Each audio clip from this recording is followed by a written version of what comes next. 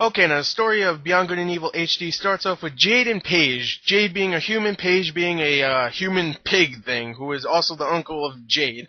They are both taking care of a whole bunch of children in this pretty much an orphanage because of all their parents being killed by these alien creatures called the Doms. And to protect the kids, Jade, who is also a photojournalist, takes a job where she has to go and take a picture of these two creatures, and when she does this, she's actually recruited into this place called the Iris Network, who is actually trying to figure out if these big soldier guys that really protect all the people in this world called the Alpha Sections are behind all these planet-wide disappearances, and she has to go undercover to go and find out if they are the reason why this is happening, if they're just saying they're friendly and then taking people just to cover it up, like, we're friendly, we took these people, but we helped these people, so it's like, oh, we're covering up our screw-up, I would say, and that I thought the story was really, really good. It takes a lot of twists and turns, not like really big twists and turns. Some of them you kind of see coming, but really the characters are very likable. The main character, Jade, is a very likable character. The uncle pig guy, Paige, is really, really cool. I really like him, and all the other characters you meet are really cool and very likable. And I still think after 8 years, the story still matches up. I really liked it. I thought the story was great. Let's go on to the sound of the game. Okay, now the sound in the game is actually amazing. I'm going to say right here, the soundtrack is epic still to this day. When I heard the soundtrack when it was in Beyond Good and Evil, just regular on the PS2 when I played it, I thought it was an amazing soundtrack. It was really, really epic. Every time there's a cutscene and there's just this epic orchestral score, you're just like, that's pretty badass. Nowadays, sure, you would think that updated graphics and more like explosions and shit for some of this orchestral score that you hear, but still, I think it's epic. The voiceovers overall are actually really good.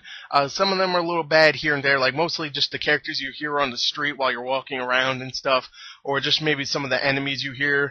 But really, the main characters, Jade is still great after all these years. Paige, her uncle, the pig guy on the cover, is really, really good. And overall, I just thought the voice acting and the sound all together was just great. Really, the sound was really good. So let's go on to the graphics of Beyond Good and Evil HD.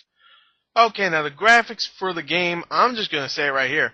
For a $10 arcade download, and for a game that's 8 years old, I think the graphics are really, really good. The character models are really nice. The main character, Jade, looks like she looks really good in this game. I mean, they could actually put this character in another game that maybe not like a really Call of Duty-esque kind of game, but like another comic book kind of cartoon-esque game, and they could put her character model in there, and she would look fine. For a 2003 game, that character model can actually belong into other games that were made in this time period right now. I really do think so. The character model looks really good.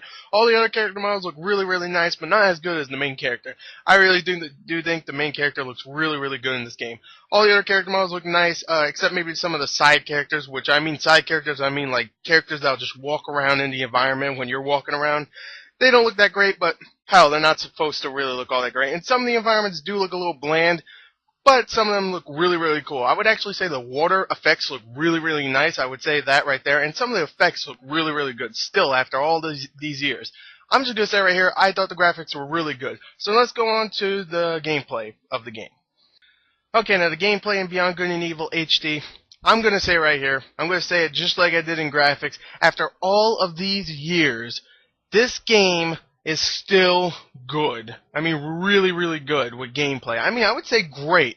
The gameplay is just fun as all hell. Now, there is stealth and melee mixed in. If you don't know what Beyond Good and Evil is, they mix those two together, and they do it really, really good. They also add like a camera where you can go and take pictures of the wildlife around the environment and get money for it, so you can buy upgrades for your hovercraft. You get a hovercraft in the game, that's awesome, which you can go and do side missions like races and stuff, and you could just get money to go and buy all this upgraded stuff.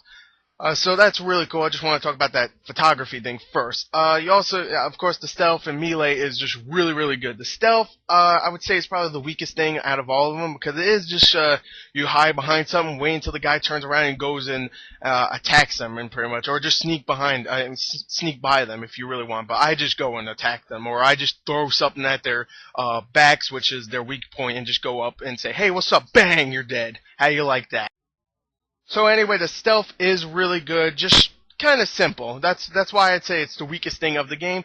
The melee in the game I thought was actually really good. Back in 2003 when you mixed stealth and melee like this, that was actually really original. But because when I played, I was like, wow, this is just, I never played anything like this where it's very story heavy and has a great story, has great sound, has great graphics, and just has two things that I love mixed together. Sure, you could say Splinter Cell, but that was mostly stealth. I wouldn't call that melee, where it's really like you get a big pole and beat the shit out of creatures. This, it mixes it perfectly. Nowadays, the stealth is gonna be pretty, it's too simple for many people. Like, many people are used to, like, Splinter Cell Conviction or something like that, or Batman Arkham Asylum.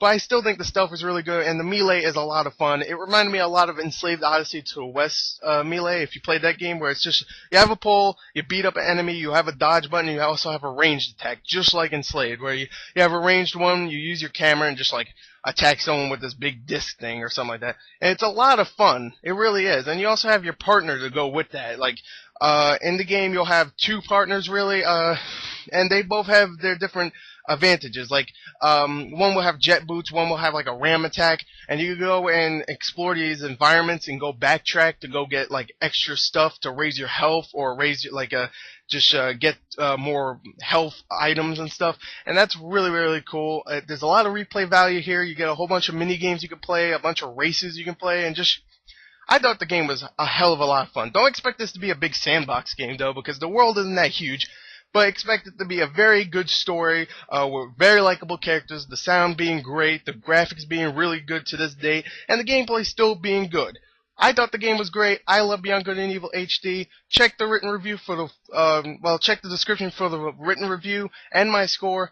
Thank you. I hope you enjoyed it. You better go buy this game, so you buy it on Xbox or PS3, whatever it's out. I don't really care.